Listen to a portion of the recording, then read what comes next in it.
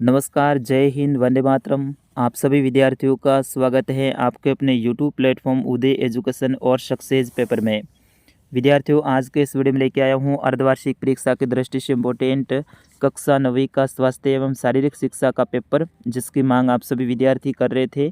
और बिल्कुल very most important ये प्रश्न पत्र है, जो कि आप सभी के लिए रियल पेपर साबित होने वाला है, क्योंकि इनमें से ज़्यादातर प्रश्न आपके एग्जाम में सीधे ही पूछे जाएंगे। बिल्कुल इसी टाइप का पेपर इस बार आपके आने की संभावना है। तो विद्यार्थियों, इस प्रश्न पत्र को अंत तक देखिएगा। पूरा पेपर में उत्तर सहित आपको बताने वाला हूँ। प्रत्येक प्रश्न का उत्तर आपको बताऊंगा कि किस प्रश्न का क्या उत्तर रहता है, और यहाँ से आपको काफ़ी फ़ायदा होने वाला है। विद्यार्थियों, आपके कंप्यूटर का पेपर हो चुका है और आपने सबसे बेस्ट स्कोर करके आए होंगे, ऐसा मुझे उम्मीद है। अब आप स्वास्थ्य शारीरिक जो शिक्षा का जो पेपर होने वाला है उसकी तैयारी में लग जाइए। चलिए, पहला प्रश्न है, राजस्थान का राज्य खेल कौन सा है? आपको बताना है राजस्थान का राज्य खेल कौन सा है। तो विद्यार्थियों, इसका सही आंसर होगा राजस्थान का राज्य खेल बास्केटबॉल है। ऑप्शन द इसका सही आंसर रहेगा। फिर उसके बाद में दूसरा प्रश्न है, किशोरावस्था का काल होता है। आपको बताना है किशोरावस्था का काल कौन सा होता है। 6 से 12 वर्ष, 13 से 19 वर्ष, 20 वर्ष के बाद, जन्म के बाद। तो विद्यार्थियों, किशोरावस्था 13 से 19 वर्ष का जो आयु होती है वो होता है। तो ऑप्शन ब इसका सही आंसर रहेगा। फिर उसके बाद में तीसरा प्रश्न है, विटामिन बी की कमी से कौन सा रोग होता है? तो बेरी रोग होता है। कौन सा होता है? बेरी। फिर उसके बाद में चौथा प्रश्न है, आदर्श ट्रैक कितने मीटर का होता है? तो आदर्श ट्रैक है वो 400 मीटर का होता है। ठीक है, ऑप्शन स इसका सही आंसर है। पांचवा प्रश्न है, नीरज चोपड़ा किस खेल से संबंधित है? तो नीरज चोपड़ा बैडमिंटन से संबंधित है। तो ऑप्शन अ इसका सही आंसर रहेगा। फिर उसके बाद में अगला प्रश्न है, कबड्डी के खेल में कुल कितने खिलाड़ी होते हैं? तो कबड्डी के खेल में कुल 7 खिलाड़ी होते हैं। ऑप्शन अ इसका सही आंसर रहेगा। फिर उसके बाद में सातवां प्रश्न है, समस्त खेलों की जननी किसे कहा गया है? तो समस्त खेलों की जननी है वो जन्माष्टमी को कहा गया है। ऑप्शन ब इसका सही आंसर।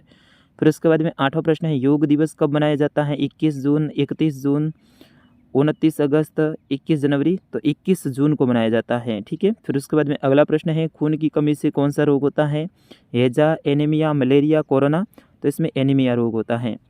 और अब सद का अंतिम प्रश्न है, खेल दिवस मनाया जाता है 30 अगस्त, 15 अगस्त, 29 अगस्त, 16 अगस्त। तो योग दिवस खेल दिवस है वो 29 अगस्त को मनाया जाता है। ऑप्शन स इसका सही आंसर रहेगा।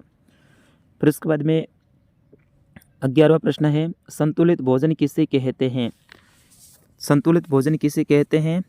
तो इसमें शरीर के विकास, स्वास्थ्य रहने और रोग से मुक्त रहने के लिए आवश्यक सभी पोषक तत्वों से युक्त जो भोजन अपन करते हैं वे कहलाता है संतुलित भोजन, जिसमें प्रोटीन, वसा, आयोडीन, खनिज लवण सारी चीज़ें उसमें मिली हो, तो ऐसे भोजन को संतुलित भोजन कहते हैं। फिर उसके बाद में अगला प्रश्न है, प्राथमिक उपचार क्या है जो आमतौर पर चोट लगने के तुरंत बाद और उस स्थान पर ही दी जाती है, उसे प्राथमिक उपचार कहते हैं। मान लो किसी व्यक्ति को चोट लग गई और उसी समय पे उसको कुछ ट्रीटमेंट दी जाती है, तो वे प्राथमिक उपचार कहलाता है। फिर उसके बाद में फ्रैक्चर क्या है? तो हड्डी का टूटना या फिर उसमें दरार आना फ्रैक्चर कहलाता है। अपन नहीं कहते हैं कि उसके फ्रैक्चर हो गया, तो हड्डी का टूटना या फिर उसमें दरार आना फ्रैक्चर कहलाता है। फिर उसके बाद में अगला प्रश्न है, वार्मिंग अप का क्या महत्व है? वार्मिंग अप का क्या महत्व है? तो यह शरीर को शारीरिक गतिविधियों के लिए तैयार करता है। यानी पहले वार्मिंग अप करते हैं तो शारीरिक जो गतिविधि शरीर करता है उसके लिए वो पहले तैयार हो जाता है।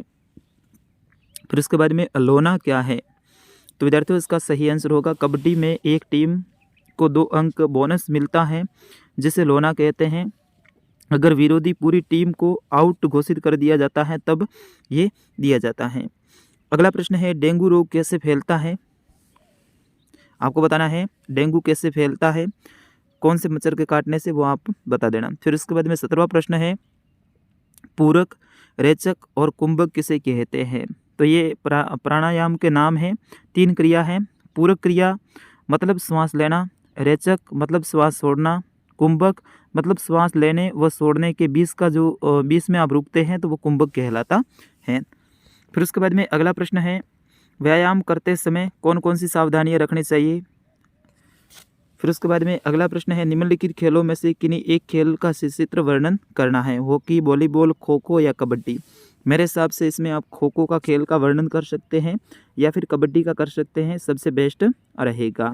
तो विद्यार्थियों, इस तरह से ये आपके स्वास्थ्य एवं शारीरिक शिक्षा का पेपर जो कि कक्षा 9वीं के विद्यार्थियों के लिए है। आगे भी मैं आपके संडे की छुट्टी है तो ऐसे में एक दिन का गैप है, मैं और भी पेपर लेकर आऊँगा। उन पेपर को देखने के लिए आप अभी चैनल को सब्सक्राइब कर लीजिएगा। सारे पेपर आप देखते हैं, मैं प्रत्येक विषय के 2-2 पेपर अपलोड करता हूं, दोनों के दोनों पेपर आप देख लेते हैं तो 100% मैं श्योर हूं कि आप सबसे बेस्ट स्कोर करके आएंगे। तो मिलते हैं अगले पेपर में, तब तक के लिए मुझे अनुमति दीजिए। नमस्कार, जय हिंद, वंदे मातरम।